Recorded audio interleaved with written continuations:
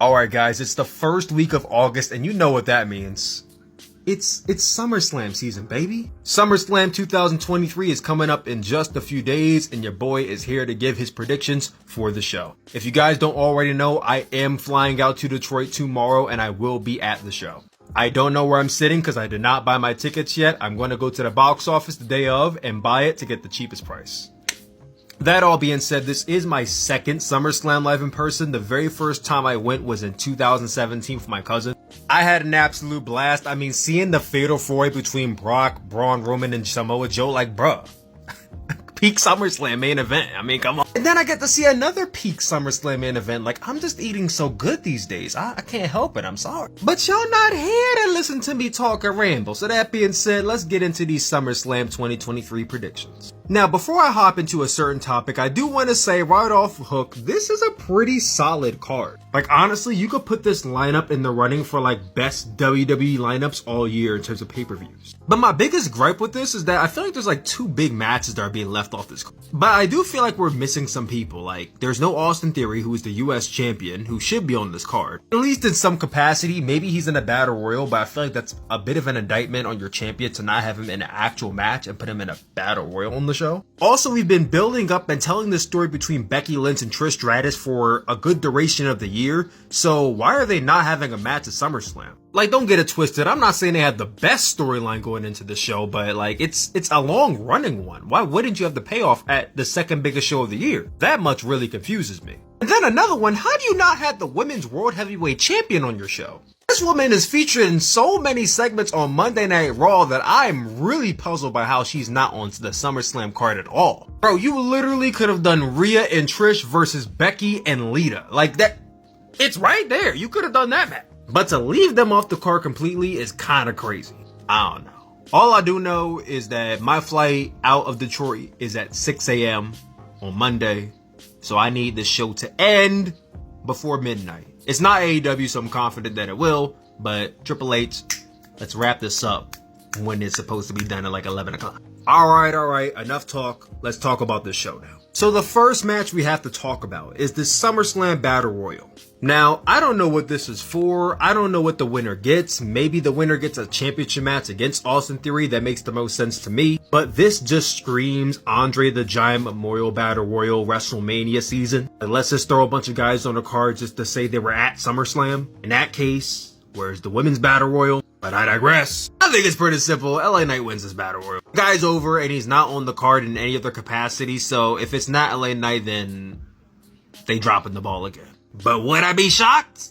Not really. Anyway, my pick is LA Knight.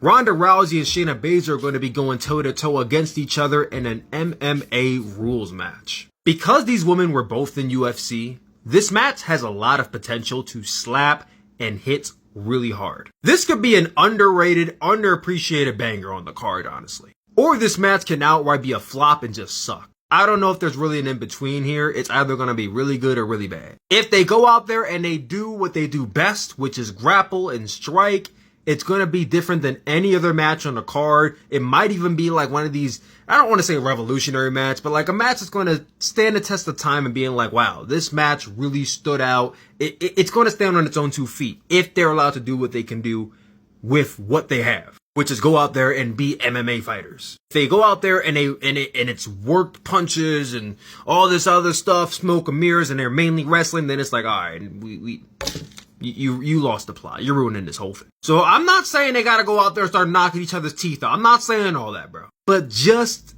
I need this match to have its own identity. It needs to. It's gotta be different from the rest of the card.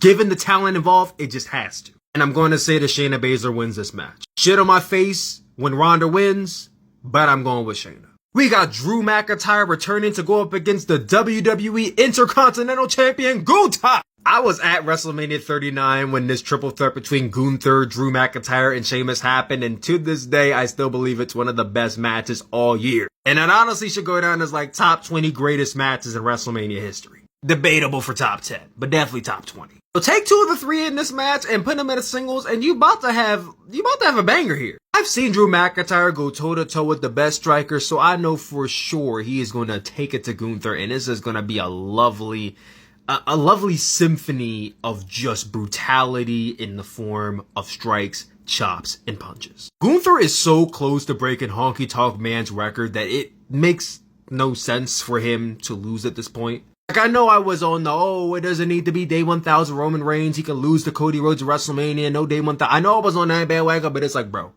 he's right. He's like 10 days old. He's right there. The same way Roman Reigns didn't need it, but he was just right there. Well, now Gunther is right there. So just let him win it now. Set the precedent for all of these record breakers and championship long reign. Like, you might as well just do it now, bro. Who does he lose the title to? I have no clue, bro. I just as lost as you are on that one. But that's the hill you make when you want to have 500 and 1,000-day long champions. You have record-breaking champions and no end in sight for the reign. His reign has been phenomenal, though, so I'm not complaining. I'm just saying sometimes it's just best to have a new champion instead of trying to go for 1,000-day long reigns, just because. Gunther retains. Logan Paul versus Ricochet is a match that I am supremely hyped for. They had that awesome moment at the Royal Rumble this year where they both did that leaping clothesline to each other. Logan Paul had a pretty good match against Seth Rollins at this year's WrestleMania, and Ricochet's been doing Ricochet things all year, and you know, he's really good at that too. I'm not gonna hold you, bro. I want these motherfuckers to go out there, and I want them to do the spottiest, over-the-top shit of all time. I don't care what anybody says. I want them to go out there and just start flying and shoot everything. I want to see everything. 630s, 1080s, 1450. I want all of it.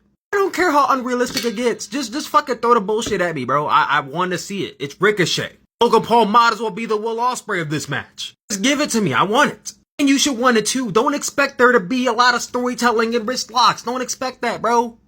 It's high flying. It's spots. Come on.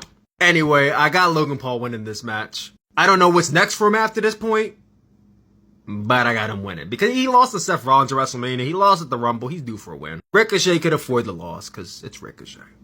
I feel like a Ricochet hater. I really am not. I swear. Asuka will be defending her WWE Women's Championship against Bianca Belair and Charlotte Flair.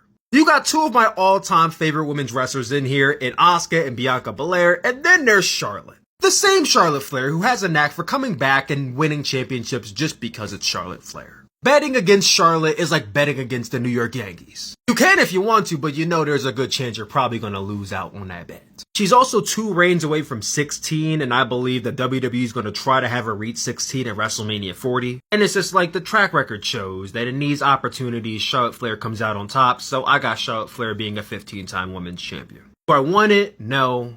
But I'm better than that to expect anything less from this company. Cody Rhodes and Brock Lesnar are having their third encounter at SummerSlam. And honestly, the last 2 matches they had have done nothing for me. So I'm desperately looking for this match to be at least good.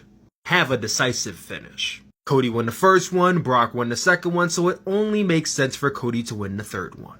If he loses this match, I don't know what they're doing. Seth Rollins defends the World Heavyweight Championship against Finn Balor. Rhea Ripley is the Women's World Heavyweight Champion. Damian Priest is Mr. Money in the Bank. Dominic Mysterio is the NXT North American Champion.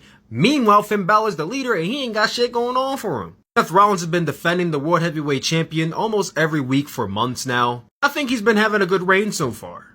Personally though, I don't see how you can call yourself the leader and you're the least successful of your faction. So I feel like this is really shit or get off the pot for Finn Balor here. This honestly might be the toughest match to call, but I'm going to say Seth Rollins retains. Or, this is me being creative here. I don't think this will happen, but this should happen. Damian Priest cashes in mid-match, makes it a triple threat, and Finn Balor pins Seth Rollins anyway and still wins the championship, creating dissension between Finn Balor and Damian Priest in the faction. That's what I would do. But I got Seth winning. In the main event of the show, Roman Reigns defends the WWE Undisputed World Championship against Jey Uso in Tribal Combat. A match 3 years in the making. Tough one for me, honestly. Because Jey Uso should be winning this story. He should be winning this match. But with the world title on the line, I just don't see him doing it. I think Roman retains. It hurts my soul to say that, bro. It really does. And I think Jey Uso should be the one to beat Roman Reigns. But I don't think Jey Uso is the one to beat Roman Reigns for the world championship. I mean, if Jey Uso wins, you might see me dead ass crying in the goddamn Ford Field. But I think those chances are very slim. I think Roman retains. Also, word on the street is The Rock might show up to do something with Grayson Waller. If his ass shows up and doesn't challenge Roman Reigns, bro's a pussy. Like and follow for more.